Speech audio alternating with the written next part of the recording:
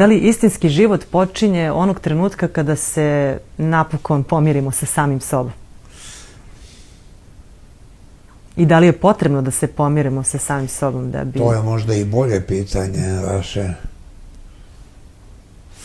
Hrišćanstvo kaže da nema mirenja sa samim sobom, nego da postoji neprestana borba. A vidite, to i Njegoš govori.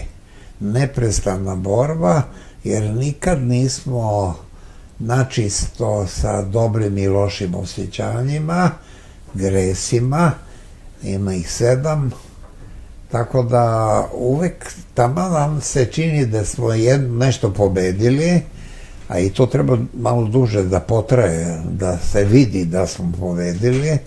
Bilo koji od tih grehova imate, zavist, već smo rekli, gordost, blud, proždrljivost, srebroljublje, čak i očajanje. Koje čega, da. Pa da, tako da ne, mislim da, samo znate šta, ta borba sa samim sobom ne sme da dovede čoveka do pesimizma, do melanholije i do nekog stava da život i nema smisla, nekog velikog, jer evo koliko se borim, jel da, celog života, a opet iskrsne nešto gde se pokažem kao mali, nedovoljan,